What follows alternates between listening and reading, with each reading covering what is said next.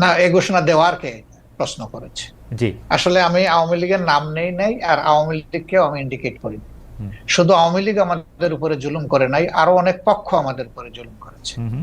দল হিসাবে আমাদের উপরে যে জুলুমটা করা হয়েছে, যেমন ধরেন আমাদের নিবন্ধন কেড়ে নেওয়া হয়েছে, আমাদের প্রতীক কেড়ে নেওয়া হয়েছে, আমাদের অফিসগুলা সিলগালা করা হয়েছে, আমাদের শেষ পর্যন্ত তারা দিশাহারা হয়ে আমাদেরকে নিষিদ্ধ ঘোষণা করেছে। এই যে কাজগুলা দলের উপরে যে জুলুম করেছে, আমরা বলছি যে এটার প্রতিশোধ আমরা নেব। কারণ প্রতিশোধ প্রতিহিংসার জন্ম নেই, আর প্রতিশোধ যখনই নিতে যাব তখন আইন হাতে তুলে নেওয়া হয়। আমরা আইন হাতে তোলার নেওয়ার ব্যাপারে আমরা বিশ্বাসী না। কিন্তু সাথে সাথে এই কথাটা আমরা বলেছি যে ভিকটিম এবং ভিকটিম ফ্যামিলি যদি আইনের আশ্রয় নেয়, এটা তাদের রাইট, ন্যায় বিচার পাওয়া, তাহলে আমরা তাদেরকে সর্বাত্মক সহযোগিতা করবো। আমরা স্ট্যান্ড থেকে সরিনি, আমাদের স্ট্যান্ড আছে।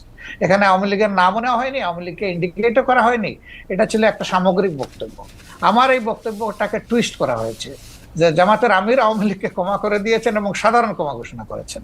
প্রথমটা তো নাই, দ্বিতীয়টা করার আমি কে? একটা রাষ্ট্রে সাধারণ ঘোষণা করার একমাত্র ব্যক্তি হচ্ছেন রাষ্ট্রপ্রধান, যিনি অর্থাৎ প্রেসিডেন্ট। তিনি ছাড়া প্রধানমন্ত্রী এটা পারে না, আর কেউই পারে না। আমি কে এটা করার? আমার তো কোনো অধিকার নাই। বরঞ্চ আমরা বারবার বলে আসছি যে যাদের উপরে জুলুম হয়েছে, যারা ক্ষতিগ্রস্ত হয়েছে, নিহত আহত গুম হয়েছে, তার সম্পদ হারা হয়েছে, চাকরি হারা হয়েছে, তারা অবশ্যই মামলা করবে এবং তাদেরকে আমরা সঙ্গত সহযোগিতা